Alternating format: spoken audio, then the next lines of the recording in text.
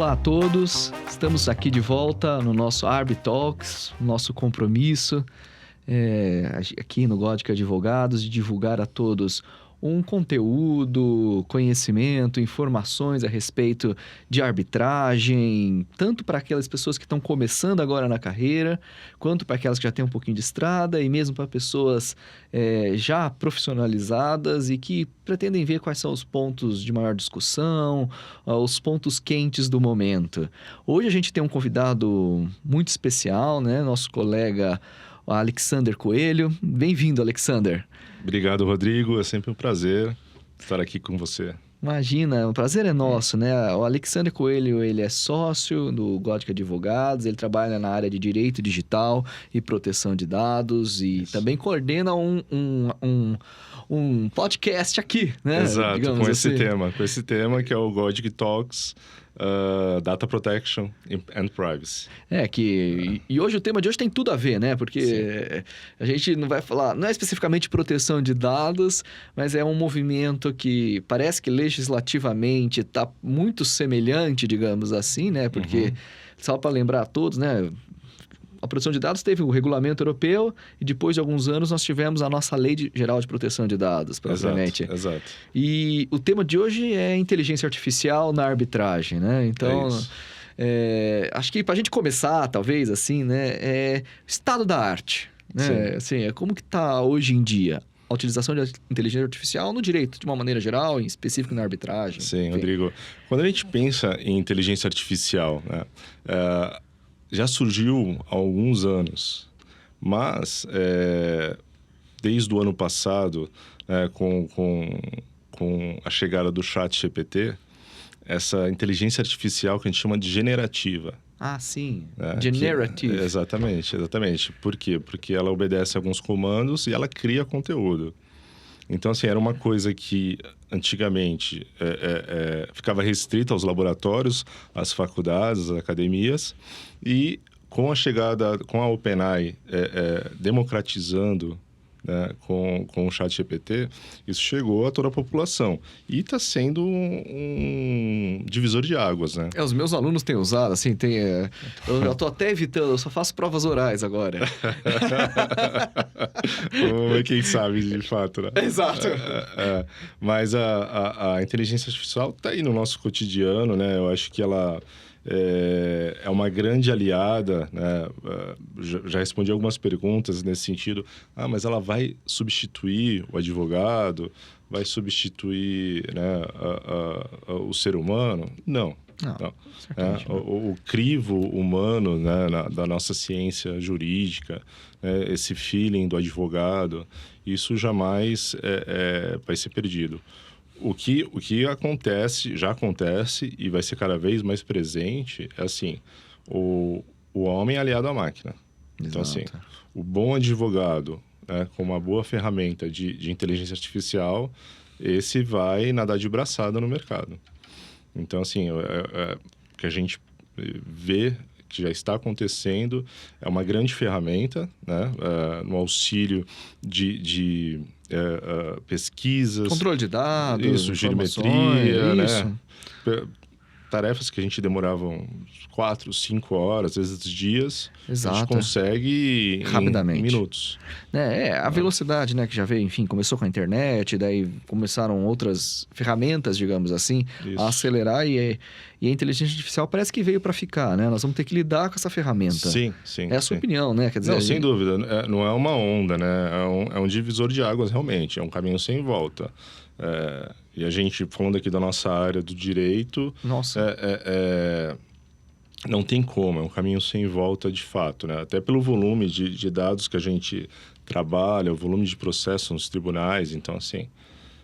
vem em boa hora, sem dúvida. Não, e assim, né? E a gente tem um desafio especial na área do direito, porque um dos grandes pontos que são levantados, digamos assim, não é uma crítica, mas é uma meditação, é que a inteligência artificial eventualmente pode ferir alguns direitos, né? Ah, sim. Não sei, eventualmente confidencialidade, Sim. ou Discriminação, né? Assim, como que você faz a inserção do dado para a máquina decidir, né? Perfeito. A gente tem que casar as coisas, né? Sim. E como você disse no início, é um assunto muito novo, né? Muito incipiente. E a gente estava conversando até no bastidor. O nosso ordenamento jurídico, ele não consegue acompanhar esse avanço tecnológico. Isso é fato. Né? Você deu o exemplo aí da GDPR na Europa, que é de 2016. Isso. No Brasil, surgiu em 2018 a nossa Lei Geral de Proteção de Dados. E a gente percebe, né? Quem milita nessa área, a Europa está anos-luz na nossa frente. Isso é o fato. Acho que até uma questão cultural da privacidade do europeu, né? É muito valor muito forte para o europeu. Exato.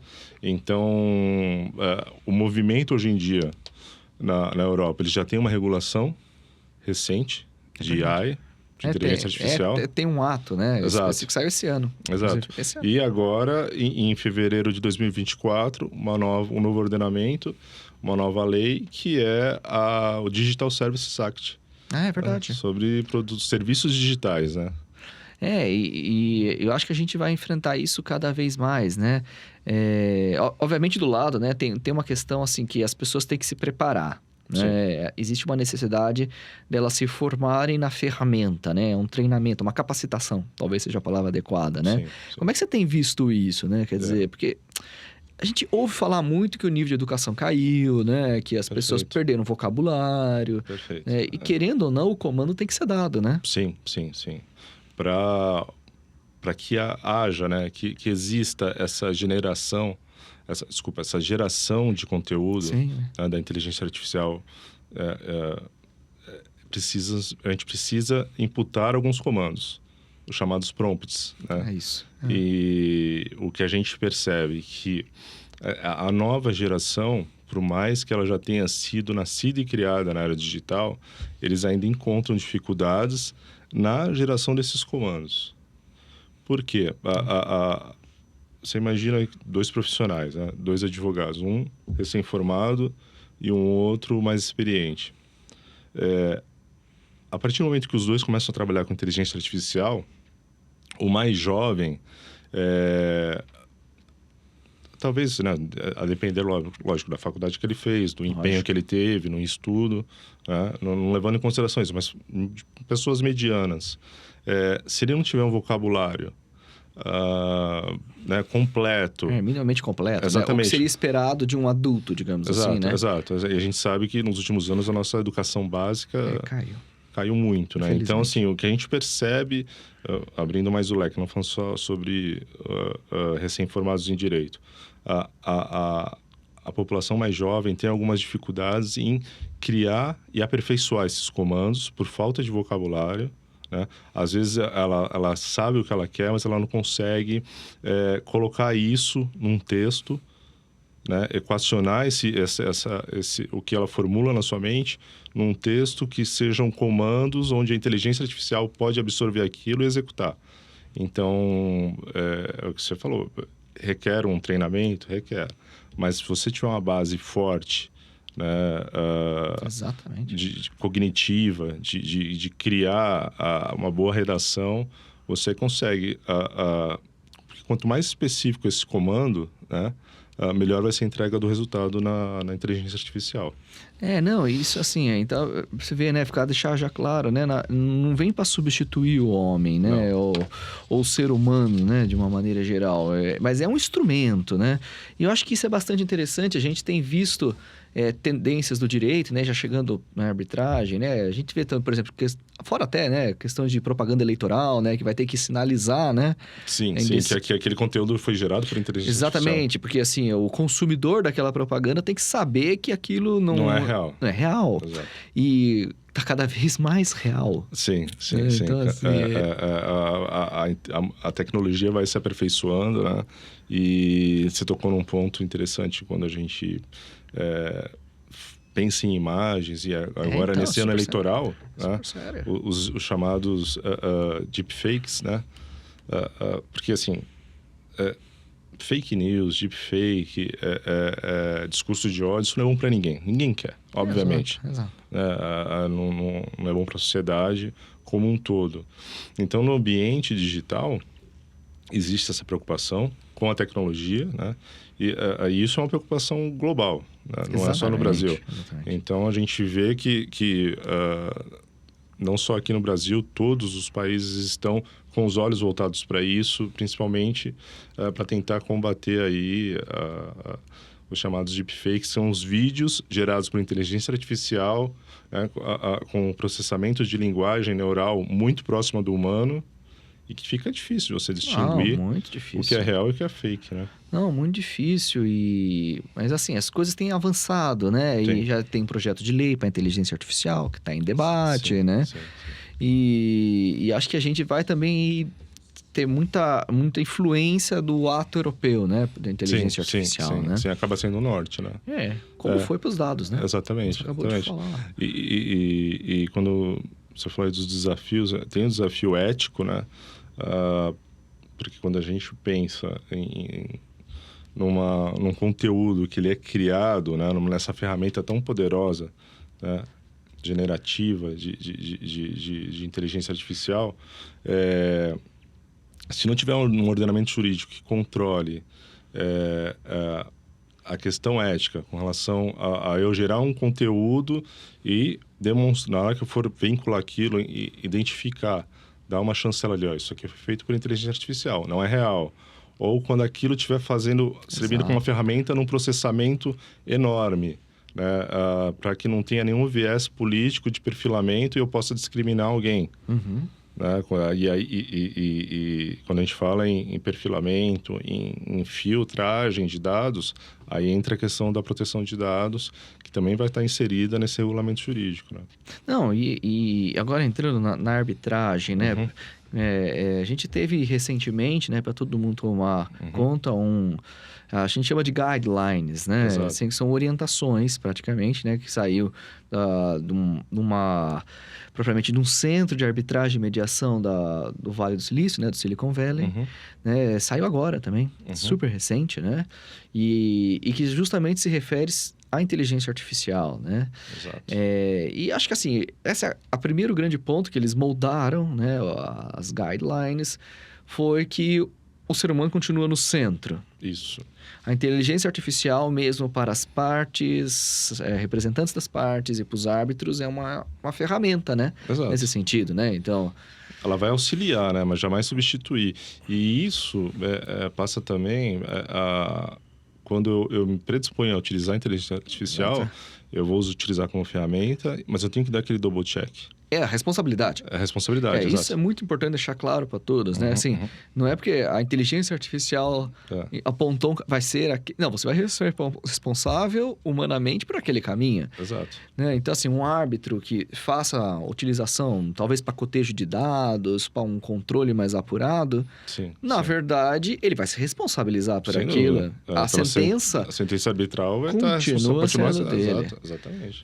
Quer dizer, não existiria uma proibição de utilizar a inteligência artificial, mas ele vai continuar responsável. Da mesma maneira, advogados, representantes da parte, quer dizer, talvez, para falar a verdade, talvez o humano seja mais necessário ainda. Sim. Sem dúvida. Peritos, enfim, tudo que envolve aí o processo arbitral, a palavra final acaba sendo do ser humano, né? Não tem como. É uma ferramenta. É uma ferramenta. E é um meio, né? Mas não é um fim. Exato. E eu acho que os guidelines foram muito felizes também. Eles colocaram uma cláusula modelo para inserir nos instrumentos de arbitragem. Então, assim, com uma cláusula modelo, são cláusulas que nós inserimos propriamente, só para os nossos ouvintes entenderem, né? Para que eles estão começando a carreira, a gente insere dentro dos termos de arbitragem como alguma orientação, né? Eles criaram uma cláusula modelo para a inteligência artificial, né? Para que seja transparente, Para né? que seja transparente. Então, nós vamos seguir as guidelines do Vale do Silício. Né? Então, nesse sentido, daí eu crio uma cláusula modelo apontando para essas diretivas. Né? Isso. Então, assim, eles foram muito felizes, porque eles já propuseram alguma coisa mais concreta que poderia ser aplicada no mundo inteiro. Sim, né? sim, foram pioneiros. Foram pioneiros. Então, assim, isso é bastante interessante. E, além disso, eles tocaram em assuntos sensíveis, né? Porque a arbitragem, ela, como a gente tem falado, é para trazer eficiência, velocidade, um julgamento técnico, né? E sigilo, né? Sigilo, né? Então, eu vou chegar aí, Desculpa, exato. eu Imagina, exato, mas é bom, a gente tá na sintonia. E confidencialidade versus inteligência artificial, né? Exatamente. É a privacidade na sua essência. Né? Exato. Quer dizer, as regras têm que ser transparentes de jogo. Entre as partes, né? O árbitro tem ali o papel dele de deixar tudo isso claro desde o início, né? E sem dúvida, a utilização da ferramenta, né? Da inteligência artificial no processo arbitral é válido, funciona, desde que seja uma utilização ética, transparente para todas as partes, seja documentado a utilização, né? E respeitado aí toda essa parte da privacidade, né? Da proteção dos dados, porque ali, né, você está tentando resolver um conflito entre duas partes e envolve dados pessoais, muitas vezes dados pessoais sensíveis. Com certeza. Né? Então, é muito importante essa regulamentação, o uso correto e ético da inteligência artificial. Quer dizer, a inteligência artificial não vai afastar a ordem pública, né? Não. Eu acho que isso é um ponto bastante importante. Os direitos que são invioláveis vão continuar sendo invioláveis. Sim. Mais uma vez, é uma ferramenta, né? Que vem se acoplar para melhorar a eficiência, julgamentos talvez mais técnicos com a sua utilização e assim por diante, né? E me passou pela cabeça também, Alexander, tem fenômenos, né, que a inteligência artificial causa. Um deles não tem um nome curioso, hallucination, né? Que é quando ela cria informações, mas que são, no fundo, inverídicas, né? Sim, são falsas. Tamanha é o avanço tecnológico, né? Que aí entra os chamados deepfakes. Né? Exato. E quer dizer, a pessoa que se basear nessa informação inverídica vai responder por ela. Exato. Quer dizer, vai ter que ter atribuição de responsabilidade, sim, né? Sim, sem dúvida. Né? Falando de um compromisso arbitral, sem dúvida nenhuma. Mas isso, olhando de uma maneira mais macro para a sociedade, você imagina esse conteúdo disseminado, né? Onde talvez 80%, 90% da população não tenha um conhecimento técnico para entender e diferenciar o que é real, o que é fake. Ainda mais em ano de eleição, né? Não, e que a divulgação é em massa, né? E as pessoas, infelizmente, a educação não é acessível a todos, né? Então, assim, passa por tudo isso, a manipulação é muito fácil, né? De fato. E talvez, assim, pra gente fazer uma última pergunta, talvez, né? E o futuro? Olha, a gente não tem uma bola de cristal, né? Mas tem alguns sinais que a gente percebe e todos eles passam aí por essa regulamentação. Legal. É inevitável, né? Cada vez mais no mundo digital e conectado, onde nós vivemos, todas essas... o nosso relacionamento enquanto sociedade que existia no mundo físico migrou para o digital. Então... tudo, né? Você tem tudo na palma da mão. Tudo na palma da mão. Tá tudo no celular. Então, é natural, acaba sendo um caminho natural, que... o ordenamento jurídico tente acompanhar essa evolução e tente, de uma certa forma, equilibrar isso, né? Porque senão fica uma terra sem lei. E isso não é bom para ninguém, né? Enfim, todos nós, quando a gente fala em dados pessoais, né? Todos nós somos titulares de dados. Com certeza. O tempo todo a gente está compartilhando dados, a gente está comprando um produto, contratando um tipo de serviço. Exatamente. Então, assim, quando a gente olha, tenta dar um zoom out e ver de fora como as coisas estão caminhando, foi seguir uma ordem natural de ter uma lei geral de proteção de dados, a GDPR, depois aqui no Brasil. E agora, feito isso, está garantindo aí, né, a privacidade, como está na nossa Constituição, como uma garantia constitucional, né? Exato, Fundamental. fundamental. Então, feito isso, a preservação do ser humano, da pessoa natural, está preservada, vamos agora para as relações comerciais. Exatamente. E prova disso, a Europa aí como pioneira, em fevereiro de 2024, agora iniciou a primeira fase do Digital Services Act, que é um regulamento europeu pioneiro também sobre os serviços digitais, tentando... veja bem, não estou aqui falando, não se trata de nada comparado ao que a gente tem aqui, daquele pele da fake news, não é isso? Ah, não, sim, com Pelo amor de Deus, não. né? Nada de censura, é garantir uma transparência, garantir a ética, a segurança, respeitando a liberdade de expressão, ok? Mas estabelecendo aí regras com relação aos serviços digitais, porque hoje em dia a gente compra tudo pela internet. É muito fácil. Muito fácil. Então, assim... Evitar se tornarem serviços precários, né? Isso Exato, sempre foi uma crítica, né? Exato.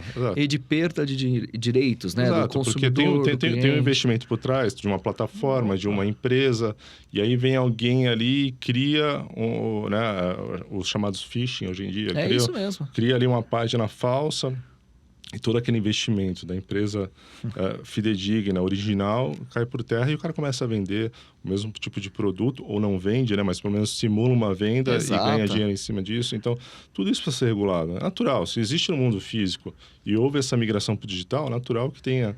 Vão surgir regras. Exato. E as regras são boas, né? Às vezes a gente pensa que não regular seria melhor, mas não é fato. Não é. Se regular, você também pode gerar uma inovação através da regulação. Sim. Exatamente. O ponto é ninguém comprometer a inovação tecnológica, comprometer o progresso, né? Não faz sentido. Faz sentido. Nossa, Alexander, foi muito bom. Mas assim, nosso tempo esgotou praticamente, né? Assim, eu só tenho a agradecer, rápido. né? Passa rápido, né? As conversas vão indo, né? Só agradecer a sua presença, você ter vindo aqui até o Arbitalks, compartilhar um pouco pra gente a sua experiência aí com inteligência artificial. E alguma última palavra antes da gente encerrar? Não, eu que agradeço, Rodrigo, o convite. A gente está sempre à disposição para esse bate-papo leve, inteligente. É isso. Falando sobre direito e tecnologia. São duas paixões aí. E levando, como a gente sempre fala, conhecimento para todas as pessoas, desde os iniciantes, aqueles mais experientes também, sobre os pontos quentes do momento. Então, nós vamos voltar nessa temática, com certeza, no futuro, Alexander, né? Com certeza, porque não vai ter como, vai ser a nossa realidade, a nossa vida, propriamente. E já fica o convite de todos para o nosso próximo Arbitalks, né? E nos vemos em breve. Muito obrigado pela atenção de todos. Um abraço. Abraço. Tchau, tchau.